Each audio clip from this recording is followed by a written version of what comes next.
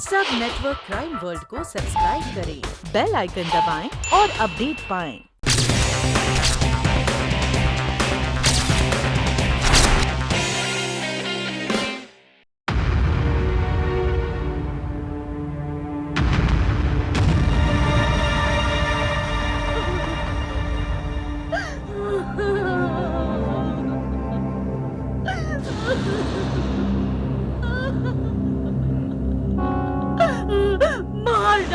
मार डाला इसी दरिंदे ने मेरे बहू को मार डाला।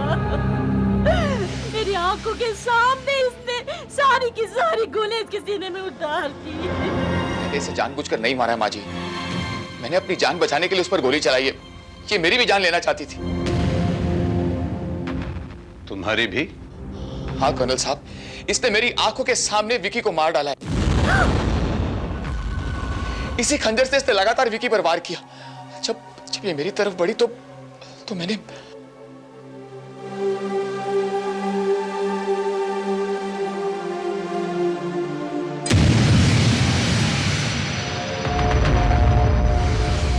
दिल, ये खंजर नहीं है, ये सब्जी काटने वाली छुरी है और इस पर खून की एक भी बूंद नहीं है। ये कैसे हो सकता है? उसने मेरी आंखों के सामने विकी को मार डाला है। विकी की लाश उस कमरे में पड़ी है। विकी की लाश? अगर आप चाहे तो अंदर जाके चेक कर सकते हैं।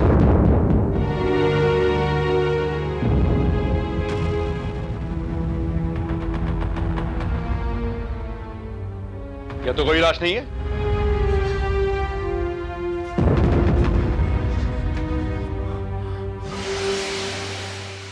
लाश तो यही थी कर्नल साहब, बिलीव मी। लाश तो क्या, या खून का एक धब्बा तक नहीं। माय गॉड, लाश गायब कहाँ हो गई? ये झूठ बोल रहा है। अरे मेरा विकी मर नहीं सकता। हाँ सच, मेरा विकी मर नहीं सकता। अगर विकी मर नहीं सकता तो विकी कहाँ है? बताइए माँ जी, विकी कहाँ है? हाँ, अरे वो अक्सर रात भर गायब रहता है। यकीन मानो कर्नल, मेरा बेटा सुबह तक आ जाएगा। वो मर नहीं सकता। माँ जी, विकी वापस नहीं आएगा, वो मर चुका है। मैंने उसकी लाश को यहाँ पर देखा है। किसी ने उसकी लाश को ठिकाने लगा दिया है। प्लीज मेरा यकीन मानिए। अगर विकी का खून उनकी पत्नी ने किया है तो उनकी लाश किसने ठिकाने लगा दी? क्योंकि नीना को तो आप मार चुके हैं। मैं नहीं जानता कर्नल साहब। कर्नल साहब, मैं सचमुच कुछ नहीं जानता। आई एम सॉरी मिस्टर नील, आपका बयान आपकी कोई मदद नहीं कर सकता। हम आपको नीना ओझा के कत्ल के जुर्म में गिरफ्तार करते हैं। मेरा यकीन मानिए कर्नल साहब, मैंने सिर्फ अपनी जान बचाने के लिए उस पर गोली चलाई। It was just self defence. लेकिन वो आपको मारना क्यों चाहती थी? वो बताइए मिस्टर नील, वो आपको मारना क्यों चाहती थी? आखिर कोई तो वजह होगी। क्योंकि विकी और मैंने मिलकर उसकी लाश को ठिकाने लगाया था। What?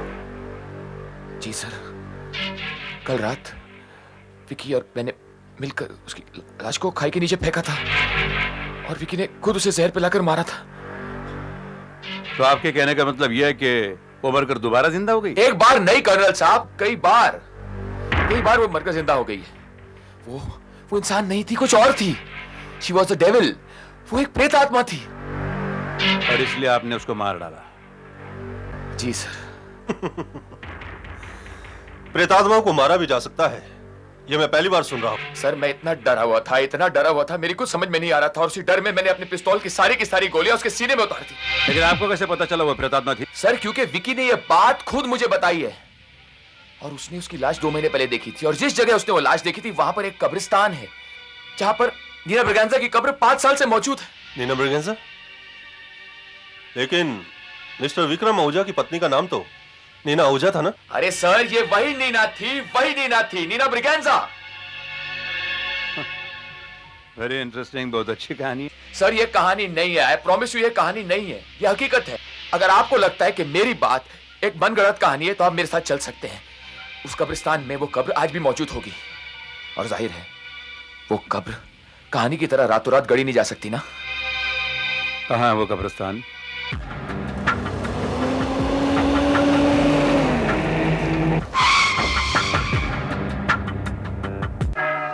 आइए आइए कर्नल साहब, मैं आपको कब्र दिखाता हूँ। यही है वो।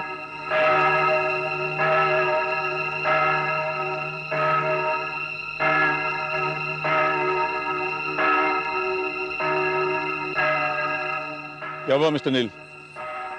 कर्नल साहब, ये नीना ब्रगैंजा की कब्र नहीं है। उसकी कब्र कहाँ गई?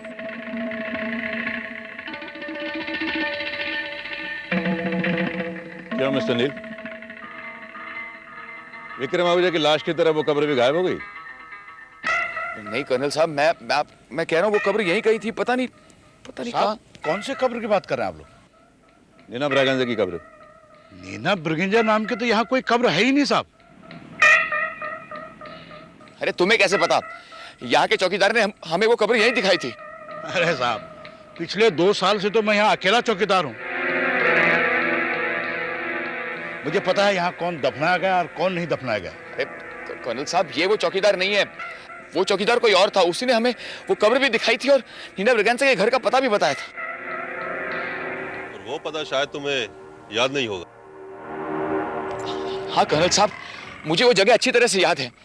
मैं वहां पर विकी के साथ गया था। मैं नीना ब्रगैंजा की माँ फेनी ब्रगैंजा से मिला था और उसने मुझे नीना ब्रगैंजा की एक तस्वीर भी दी थी। तस्वीर? हाँ, और वो तस्वीर बिल्कुल विकी के वाइफ से मिलती थी। यहाँ तक कि विकी की वाइफ के होठ के ऊपर जो बर्थमार्क था वो भी उस तस्वीर में मौजूद था। और वो तस्वीर नीना ब्रगैंजा की थी। उस नीना ब्रगैंजा की थी जो कि 5 साल पहले मर चुकी थी। तो फिर नीना ब्रागंजा की माँ के पास उनकी और तस्वीरें भी होंगी? हाँ हाँ कर्नल साहब। और उनकी माँ ये भी जानती होगी कि नीना ब्रागंजा को कहाँ दफना गया था।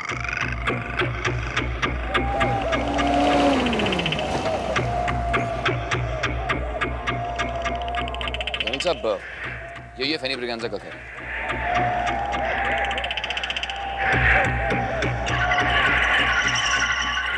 लेकिन यहाँ तो ताला लगा हुआ है।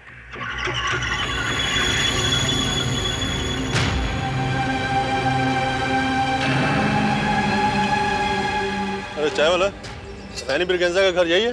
हाँ साहब, यही घर हुआ। ये स्टॉल तुमने यहाँ कब से लगा रखा है?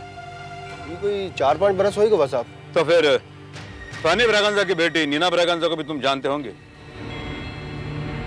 फैनी ब्रिगेंजा की बेटी नीना ब्रिगेंजा? कहाँ बात कर रहे हो साहब? साहब, फैनी ब्रिगेंजा ने शादी नहीं मनाया तो उनका बेटी कहाँ से आएगा?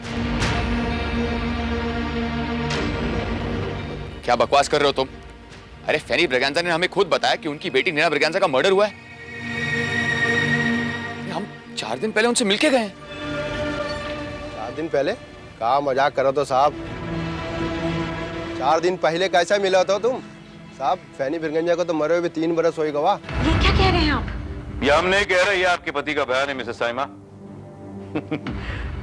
आपके पति को तो हॉरर फिल्म का राइटर बनना चाहिए था। क्या कहानी सुनाई है उसने। 3 साल पहले मरी हुई एक औरत उसे मिलती है और कहती है कि उसकी बेटी, जिसका 5 साल पहले कत्ल हो चुका है, वो अब विक्रम आहूजा की बीवी है। विक्रम आहूजा अपनी बीवी का कत्ल करता है, उसके बाद फिर से वो जिंदा हो जाती है और एंड में आपका पति नील नीना ब्रागंजा उर्फ नीना आहूजा का कत्ल कर देता है। फंटास्टिक। और वो समझता है कि हम उस कहानी पर यकीन कर लेंगे। लेकिन कर्नल, हो सकता है कि ये कहानी ना हो, हकीकत हो सकता है कि नील को उकसाया गया हो नीना का कत्ल करने के लिए। नहीं मिसेस साइमा, असलियत कुछ और ही है। आपका पति शुरू से ही नीना पर बुरी नजर रखता था और उस दिन विक्रम की गैर मौजूदगी में उसने उस पर जोर जबरदस्ती करने की कोशिश की और नीना ने गुस्से में आकर चाकू उठा लिया तो उसे भी गुस्सा आया और गुस्से और हवस में अंधे होकर उसने नीना पर गोली चलाई। तो फिर विक्रम कहाँ गायब हो गया? हो सकता है आपके पति ने उसे कत्ल करके पहले ही ठिकाने लगा दिया। नहीं, ये नहीं हो सकता। मेरा यकीन कीजिए, ऐसा नहीं हो सकता। नील ऐसा कभी नहीं कर सकता। मैं जानती हूँ। देखिए, अगर विक्रम सामने आ जाएगा ना तो सच्चाई भी सामने आ जाएगी। मैं आपसे कह रही हूँ ना। और अगर विक्रम सामने नहीं आया तो? साहब, उस नील ने सुसाइड कर लिया। नील!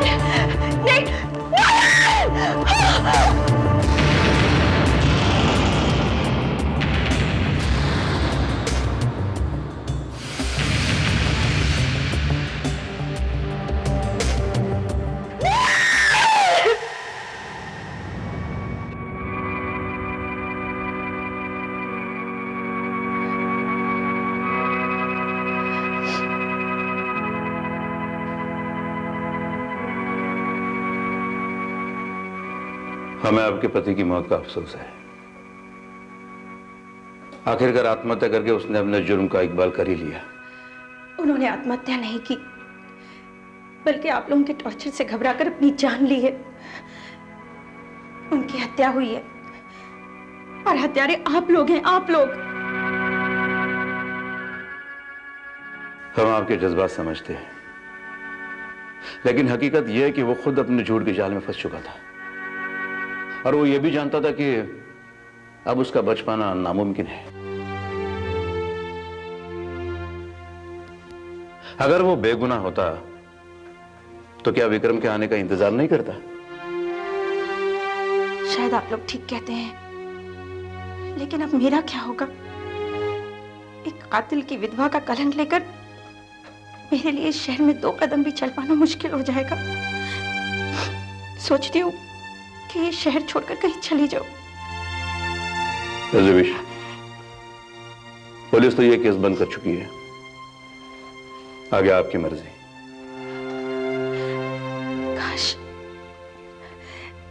काश विक्रम वापस आ जाता और कह देता कि नील बेगुनाह था। कम से कम ये कलंक तो धुल जाता। लेकिन शायद अब वो वापस नहीं आएगा, क्योंकि वो तो मर चुका है।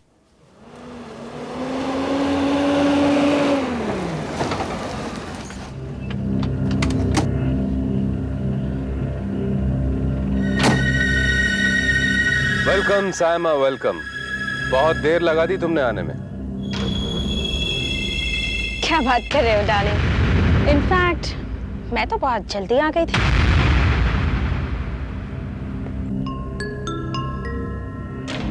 अच्छा, और नहीं तो क्या। यू नो विकी, नील ने खुद आत्महत्या करके हमारा काम और आसान कर दिया, क्योंकि अगर केस चलता तो पता नहीं हमें कितना इंतजार करना पड़ता। हाँ ये बात तो है।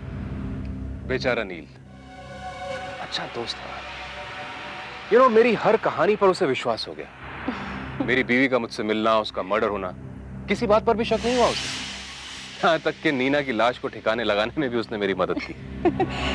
लेकिन विकी, मुझे तुम्हारी वो ट्रिक कुछ समझ में नहीं आई। Very simple sweetheart. नीना के ड्रिंक में मैंने बेहोशी की दवा मिला दी थी और नील से कहा कि ये नीना की लाश है, और उसके सामने ही मैंने उसकी लाश ट्रंक में डाली। लेकिन जैसे ही वो गाड़ी लेने बाहर गया,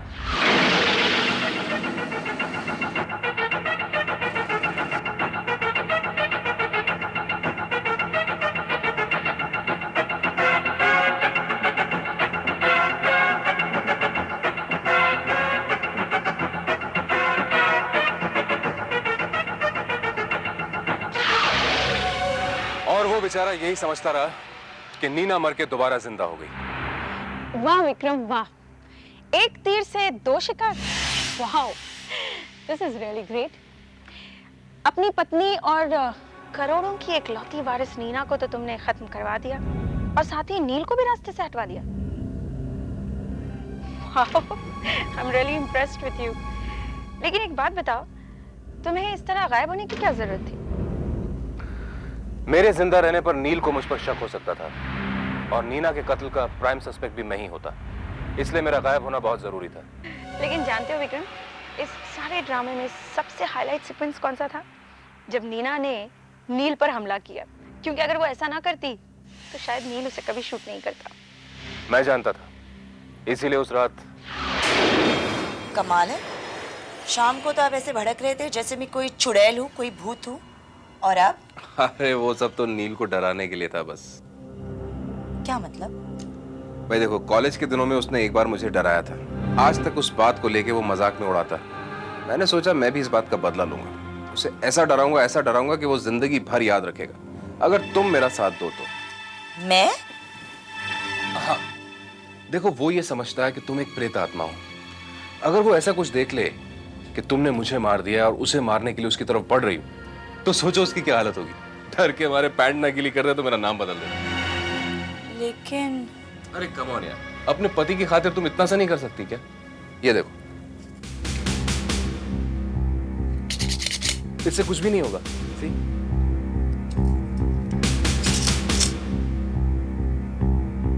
ओके। और बाकी का काम तुमने आसान कर दिया, उसे पिस्टल देकर। फिर वही हुआ जो मैंने सोचा था। काश के नील को ये पता होता कि मरकर कभी कोई जिंदा नहीं हो सकता, कोई नहीं। होता है, कोई कोई मरकर भी जिंदा होता है।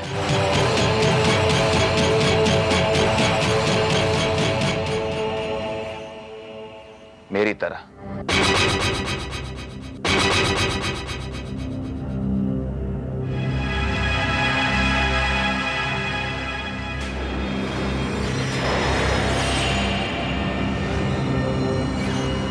नील, तुम जिंदा हो? नहीं, मैं मरकर जिंदा हुआ हूं, जैसे नीना जिंदा हुई थी, जैसे तुम जिंदा हुए हो, मैं वैसे ही। यानी तुम भी मरे नहीं थे?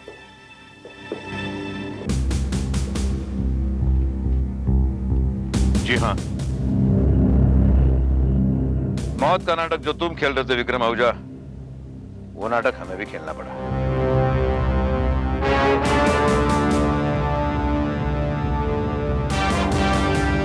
हमें शक तो उसी वक्त हुआ था जब किसी गुमनाम फोन ने हमें तुम्हारे बीवी के खून के बारे में इंफॉर्मेशन दी थी।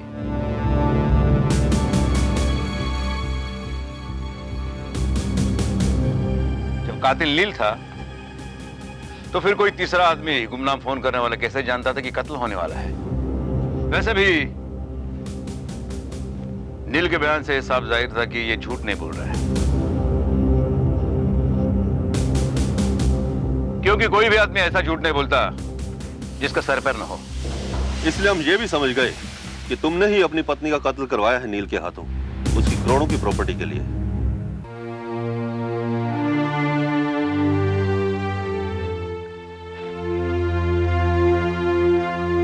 और जब नील ने हमें बताया कि वो पिस्तौल उसे साइमा ने दी थी, तब मैं समझ गया कि इसमें साइमा भी शामिल है। बस तुम्हारा पैतरा हमने तुम पर आजमाया, साइमा के पीछे हम तुम तक पहुंच गए। Vikram, your game is over.